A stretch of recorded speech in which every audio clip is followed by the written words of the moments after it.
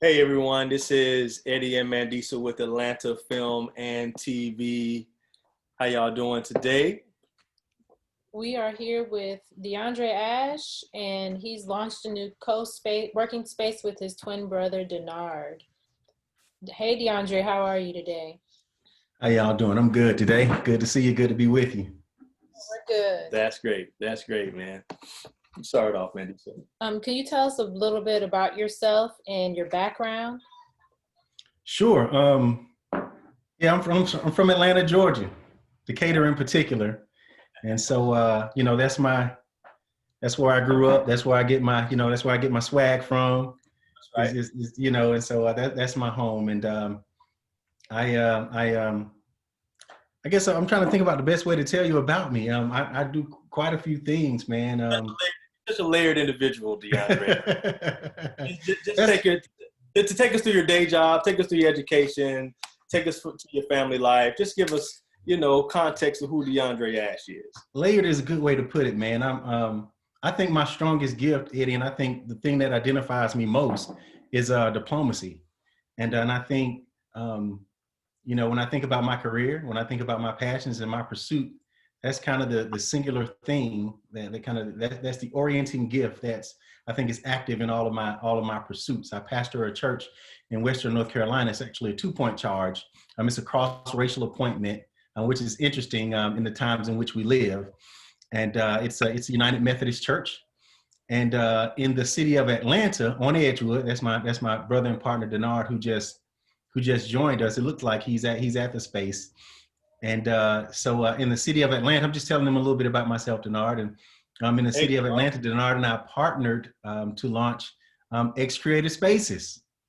And it's an opportunity for us to exercise our entrepreneurial gifts. I consider myself, and I think Denard does as well, we call ourselves artists, missional artists. I don't think either of us can draw a lick, right? And we can't paint. We can hardly sing. He finessed his way through a music degree at Tennessee State, but we don't have any musical gifts per se. But we think of ourselves as artists in the sense that when something is on our heart to do, whether it be a business or a school or a church, whatever it is, we try to create it. We try to create whatever it is in our heart to do, and that's how we measure our success. Whether or not that product, that business, whatever it is, when it's complete, does it look like what was in our heart to complete? I live in Avondale Estates with my wife, Cherie. She's a practicing psychologist. We have a 3-year-old, Isabella. And that's, I guess, that's the kind of umbrella or 30,000 foot view of who I am in my life. All right. That's exactly what we needed. Some context and some background. Denard, man, glad you could join us. How are you? Doing great, guys. How are you? Hey, doing great, man. Doing great. So go ahead and give us some background about yourself, man. Hey, great to be on with you guys. Guys, ladies and gentlemen, rather. And great to be on. Sorry, a little bit behind. I'm here at the space, and we had an event going on this morning. I had to working with a group of people downstairs, but yeah, man, same here, man. Just being in this space, not just physically, but just positionally, spiritually, mentally, it's just been like a total readjustment and repositioning. And like DeAndre said, we've been artists and creatives for so long, but a lot of times you can be doing the right things, but not necessarily in the right places with the right people. So I guess over the last, year, 2020, ironically, has been kind of our year of aligning all three of those to bring us into a greater place of alignment. So that's what this has been about. And it's been allowing us to just kind of unleash ourselves in a more creative way. So we've just been excited about sharing the journey along with other people and inviting them to come along in a collaborative way. And this physical space is just a kind of a part of the physical manifestation of that. And just the idea and the dream of having a place for leaders. And our mom passed away this year, and I think more than anything, we got her kind of spiritual and entrepreneurial DNA she was a, you know, missionary and preacher, even though back in the day, you know, women couldn't be preachers, like they had to be missionaries or whatever. But she was always a leader, could always rally people and brought so many people into the church. And she even started a business in the early 80s, which was, you know, unique for, you know, a woman, and especially a woman who was kind of considered a, you know, preacher and wasn't really a part of that, you know, that paradox, or that wasn't expected of her. And she started business. It was a great business. It was a bookstore, and we still talk about it today. We still talk about her bookstore. And but I thought about it reached a certain plateau and didn't go beyond that. And I just look back over her life, and I see that she kind of hit a plateau. I think partly because she wasn't surrounded by people that kind of gave her permission to break through those, you know, those definitions that people can place on us at sometimes. And she didn't have that permission. And I don't think she had a place where she could be surrounded by other hungry, creative, and inspired people that could kind of inspire her and model that along with her. So that was also a part of the inspiration of launching this space, I think, unknowingly, was to provide a space for other people and women and, you know, guys and children to come along and have a place and have permission. Yeah. Somebody giving you permission to do what's on your heart can be a game changer for sure. That's right. Yeah. You want to ask the next question? You want me to go? I can. Can you all give us some background about X Creative Spaces, and can you take us on the journey of how it came into fruition? I'll start off, and I'll let Denard finish it, because that's kind of how we operate. I think both of us creative, but I would say that I'm creative, and Denard is creative, and he's strategic as well. And so you complement each other that way. But we, in 2000 and, was it 2007 or 2008, we started something called Extraordinary Group. I'm taking y'all way back. Extraordinary Group. And we were, man, we were kind of church, kind of workshop, kind of business, we just weren't doing church, but we just started, we weren't going to call it church. We're going to call it a group. And we were just empowering people, man. And we found our way into the church world, and the Extraordinary Group became Extraordinary Church. And we did that for about 9 or 10 years until I was called away to North Carolina. And Denard stepped into the leadership world. We always partnered in everything that we do. But when he stepped into the leadership role of Extraordinary Church, me being I'm a seminarian, he being an MBA, we just had a different approach to the organizations that we lead. Me more shepherding and pastoral, and he more entrepreneurial and strategic and matter of fact. Right. So when I went to North Carolina in 2018, and he took the helm of Extraordinary Church, he started doing some extraordinary things. And I'll let you take it from there, Denard. Yeah, just kind of took, I guess really just kind of took the handoff and just begin to think, what does a unique and authentic expression of, you know, church look like for the time and season that we were in?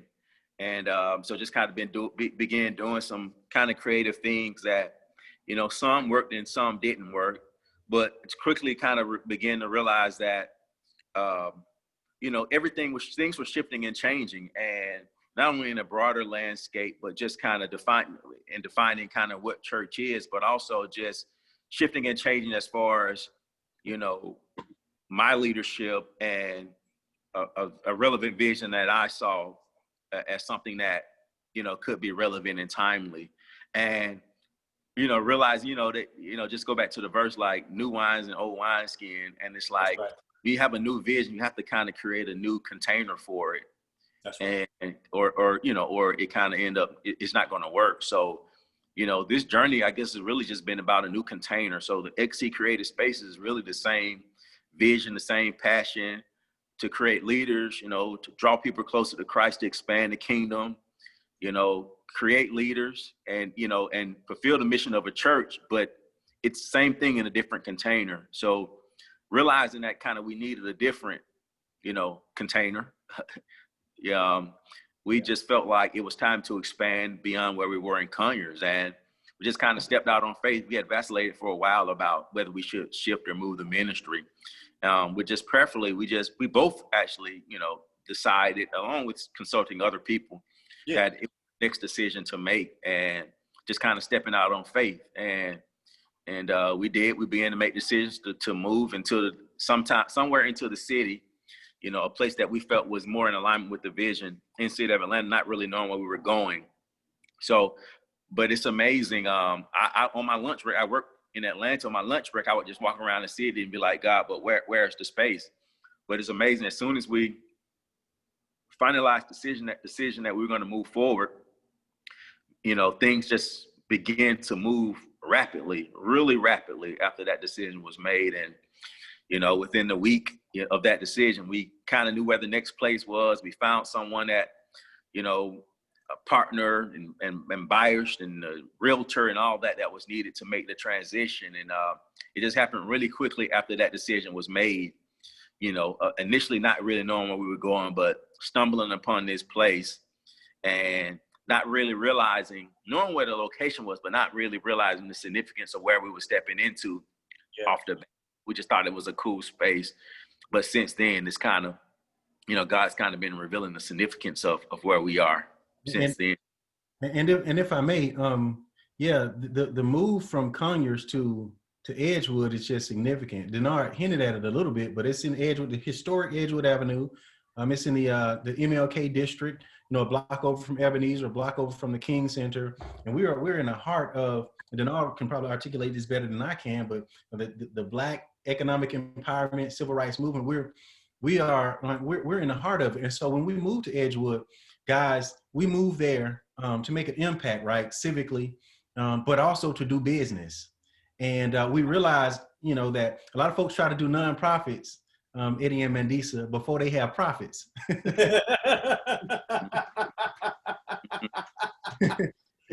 And so, That's right. I understand that most of the time, people who start nonprofits, it's because they have a money problem, and they money problem is that they have too much, and they need to do something with it.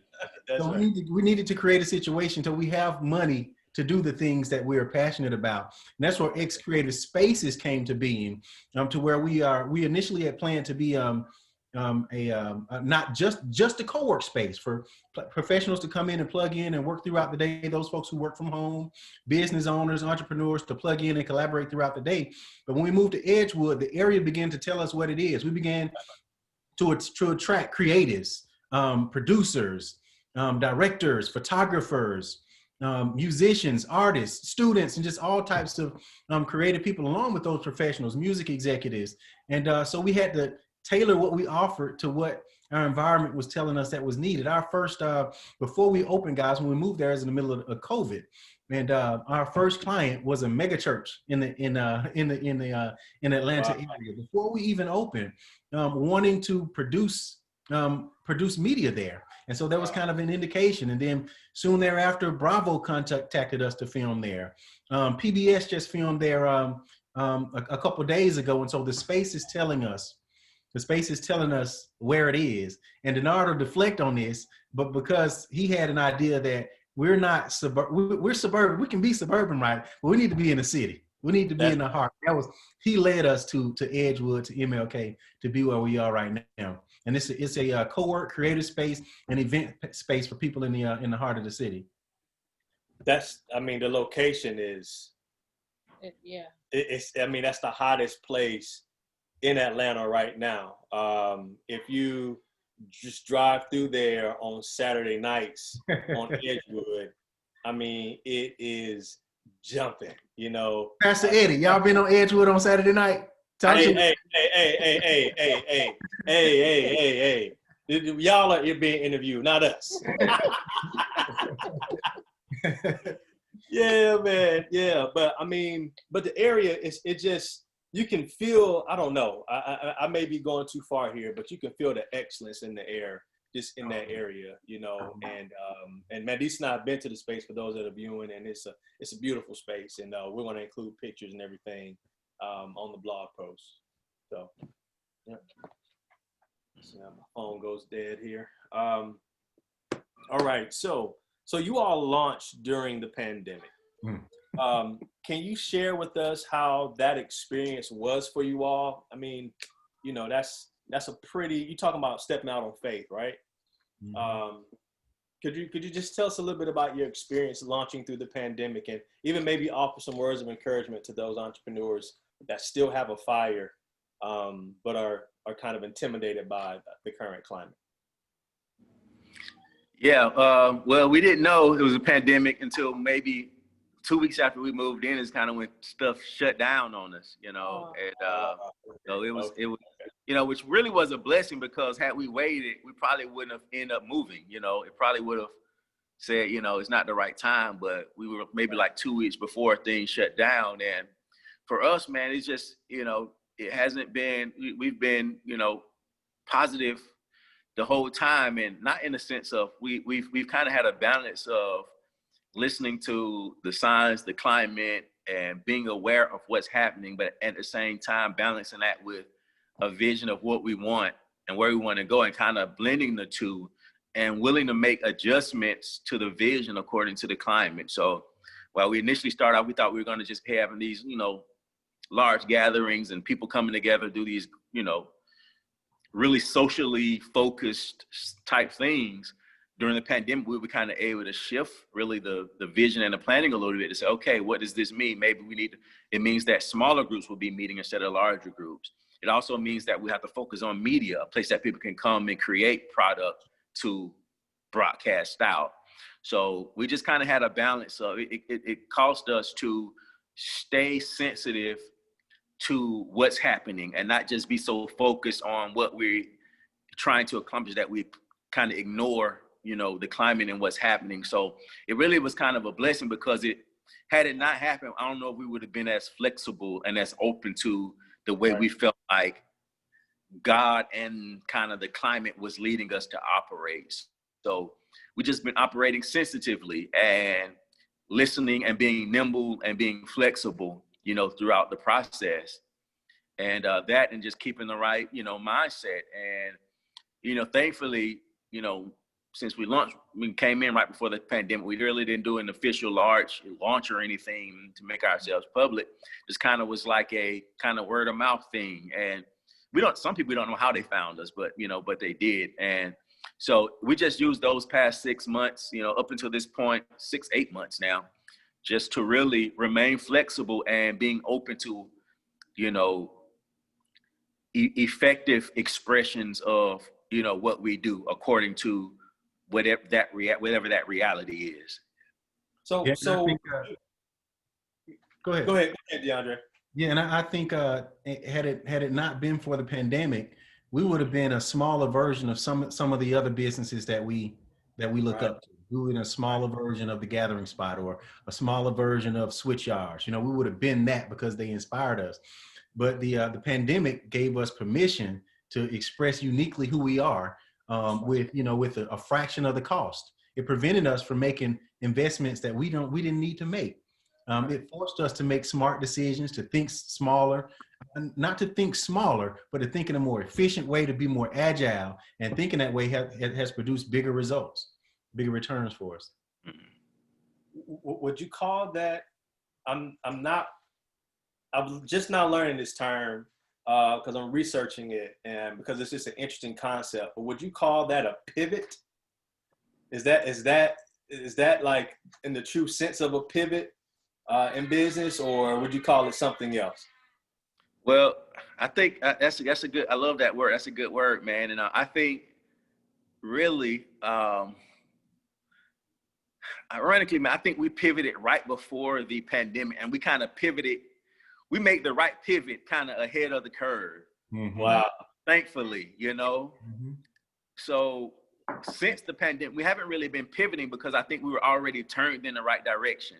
That's great. You know, we've just kind of been, you know, doing a little leaning along the way, you know. You know. Yeah. But I think we returned in the right direction, you know, prior to which you know we're grateful for it. Yeah. Yeah. That's encouraging. Yeah. That's encouraging. Mm-hmm. Yeah. What are your core values that you use to guide your management of X creative spaces? You want to start there? Yeah, I'll start now, but I'll let you finish. You know, our bedrock value is collaboration. And Denard will speak to this, but we're not with the hierarchy. We are with true partnerships. We are engaged with people who share our values, and Denard will elaborate on our values in a minute. But one of those core values is collaboration. People who are willing to make equal investment, equal sacrifice, equal drive, equal participation, equal support of one another, and people who share at least that bedrock value of collaboration. A lot of decisions that we make as a business, who we'll partner with, who we'll do business with, who will patronize, who will become members of X-Creative Spaces. It's all based on that bedrock value of collaboration. I think that's the cornerstone of even the rest of our values. Yeah, absolutely. I think that's definitely number one. I just think that's where we are right now. And number two, I think is innovation. Just innovation and creativity. Just realizing that every person, every gift is unique, every idea is unique, and should be expressed creatively. And I think that goes back to giving permission, to people as well. And another one of our, core values is just dialogue, like robust dialogue. We really believe just amazing things happen when people to get together in the same room and share ideas honestly, openly, and without fear of whatever. So that's one of the core values. Like when we get together, whether it's our mastermind groups or our team, like it's a really environment where people can really share what's on their heart, what their ideas are, without someone feeling some type of way or like it's not personal. Let me say that. It just comes from our study, just studying, great companies and other great teams, whether it's in sports or in business. Those are the teams that communicate openly. So we really have made that one of our core values. When we come together, like if it's an idea that's not good, we're not going to say, man, we're not. Of course, you can still be respectful, but you're going to say, I don't know, what if I think this approach might be better. So we really communicate in an open manner, which we call robust dialogue. Yeah. So somebody might be from the outside and think we're arguing. Like, no, we're not arguing. We just sharing. and once it's over, it's over. Everybody like, cool, I agree or I disagree. But generally, after that dialogue happens, because we all have the same values, generally when it's over, everybody's like, yeah, you're right, I agree. Because again, all joined together by those core values. And that's what makes value so powerful, because I think that's the biggest shift in leadership. Well, in the past, it's been all about vision. Like, what do you see? And kind of getting people to come alongside of you to support that singular vision. But I realized that when that happens, you end up having one leader and a lot of followers. But what collaboration creates a team of leaders. And you may all have separate visions. So we've been taught that having separate visions is wrong. No. Separate visions just mean we see from different perspectives and we see different outcomes. But if we have shared values, the values is what keeps us together. And ultimately, we may all have separate, tweaks in how we see our visions. But ultimately, if we have the same values, our visions are going to be joined together, and ultimately we're going to make an impact that's in alignment with those values. So, those just a few, man. But that's a great question, because we are really, really big on values. Yeah, and then man, you nailed it, and you said it's not personal. I will add to that in robust dialogue, even if it's personal, right, it's not permanent. Yeah, that's right. Yeah. We're gonna get over it, because sometimes sometimes professional, sometimes it bleeds over into personal. But that's what we're into. We're into developing and supporting one another in that way as well. Yeah. So sometimes there's a hurt. We're like, man, that hurt today, like that. That hurt. But we mull over it. You might mull over it for a couple of years. But when that trust is there, which is another one of our core values, when that trust is there, you understand that the person is always coming from a place of support, love, permission, and wanting the best. So that trust is really what keeps us together, even on those times of where we're dialoguing and may have a temporary disagreement. Wake up the next day and you strategize on how you're gonna win. Let's go win. That's right. That's right. And I think that's so important because two things you all said.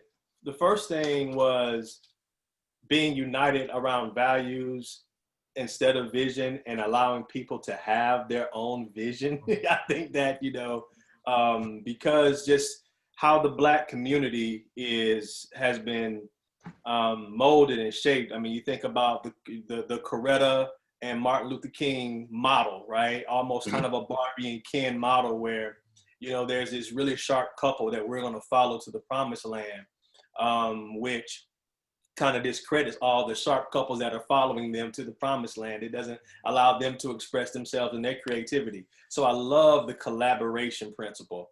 That's such a powerful principle. And I think you can just pull, everybody is giving what's inside of them, and that can only make the organization, the idea, that more robust. Yeah, I think that's just a powerful concept to be united around values. So, yeah. And then what happens instead of accomplishing one great thing, even though you got to work in, collaboratively, at times you may put your energy toward one particular thing, but ultimately, when it's said and done, every leader would want something beautiful, that contributes to the whole, and every leader will walk away feeling fulfilled, and even though everyone is mutually supportive of each other's, end goal as well. That's right. That's right. That's true partnership. That's true partnership. That's good. You want to go to? Yeah. Can you share with us what types of creatives that have utilized your space since you've launched? Yeah. I'll share a few. Like I said, Married to Medicine reached out. Yeah, that's right. Episode there, they were doing COVID testing, and so we partnered, to do some COVID testing in the area. And the Bravo film crew came out and filmed, and so it was interesting to have that happen in the space. Yeah. Yesterday, PBS came and filmed an interview of a woman who had been locked up for 15 years because she was involved in the mortgage crisis. And she was a part of an organization where she took the fall for some of the illegal activities that were going on. Right. Yeah, and one of my favorite though is there's a woman who she's an executive on an Atlanta-based music label, and she did a project to where it was about Black men and grief, and so she did a 5 or 6 episode series about Black men in grief, where she did interviews and panels, and it's going to be a YouTube series. But that's not necessarily one of the big names that came through, but I think it's one of the more meaningful projects that have come through. And then outside of that, I mean, we have small groups that meet, at some local churches who get together. Their singles meet there on a particular night of the week. So, I mean, it's those big creative things that happen, but also it's those small things that happen as well. Somebody did a paint and sip, which was cool. You couldn't do that in the church, right? But you can do it at X creative spaces. Right. Art shows. People have had art shows. There's all type of creative things. Brunches. Somebody's about to get married there in a couple of weeks. Wow. And so just all types of people with all different types of ideas have utilized the space. And what I appreciate about it is when people walk in, they have their idea of what can happen in the space. And so it's not much that we have to sell or a picture that we have to paint. When people walk in, they can see what it is that they will hope to do with the space, what they envision with the space. Yeah. Those small groups and those small projects, they you just never know what they'll turn out to be, or how much impact. And when folks participate at either one of our membership levels, we celebrate when somebody does something. Okay, it's cool. Thanks for coming in to work during the day. Like, but right. when are you going? What's the date for your thing? So we celebrate all those things. Yeah. Do something great. Exactly. That's right. So a couple of follow-up questions here, a couple of last questions, and you know, you all will provide. First of all, thank y'all for your time. But you know, we'll get all the information so we can actually post it. But we want you all to have a chance to answer these questions on our taping too. Two questions. What would be included in a package if someone wanted to host a holiday event at Creative Spaces? And then if you could just end by just telling us your contact information, how someone can book a tour, just the whole 9 yards. Absolutely. We do offer holiday packages. I think we're offering a holiday, brunch package. You want to bring a group together, have your holiday brunch. Here we offer a package with all of the decor, space, tables, chairs, all that you may need to do a great, brunch here, as well as a cocktail party package. You just want to do a smaller, just a lesser slimmed down event, cocktail party type event as well. And for information, you can go to our website at xcreativespaces.com, or you can shoot us a message on Instagram, xcreativespaces. And I don't want to mess up the prices. I don't know offhand. We have, our team that kind of manages Right. If you reach out to us, we'll definitely, we have some great specials and deals going on throughout the holidays, to host your, socially distanced, but still have a nice event at the same time. And we also offer the co-work packages as well. We offer a co-work package where you can come through the week, I think from 7 to 7, Monday through Friday, plug in super fast Wi-Fi, coffee, that type of thing throughout the week. And we also offer a corporate package where you have a team of, maybe your company, you have a team of 3 people, you guys are working on an awesome project.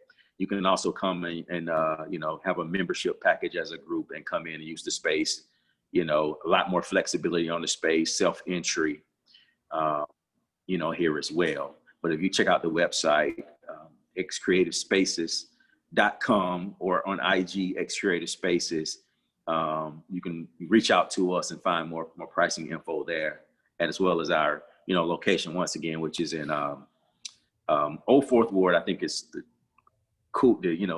neighborhood name, but Edgewood Avenue, East Atlanta, MLK District.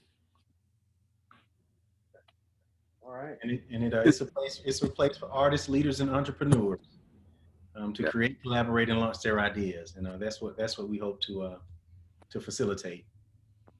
Yeah, and another thing is like, and it's a place. It's like, I think one of the drivers just understand that leaders need a place, and it's a place that we hope that when people come, it feels like their own. It feels like their place, and so that's the environment that we hope to create, for leaders, as a truly shared space. That's great. Well, thank you both for answering a few questions for our Atlanta Film and TV viewers. Well, thank you for having us. I appreciate your platform. I know the work that it takes to create a platform. So thanks for inviting us and for interviewing us. And I want to say, I'm sure Denard does as well, we appreciate your collaborative way of interviewing and working together. Like that's our juice. So to see people working together and creating something and doing it together is a big deal. So thanks for inviting us on and giving us the opportunity to share a little bit about X Creative Spaces. All right. Hey, man, it's always great talking to you all. Thank you all for tuning in to Atlanta Film and TV.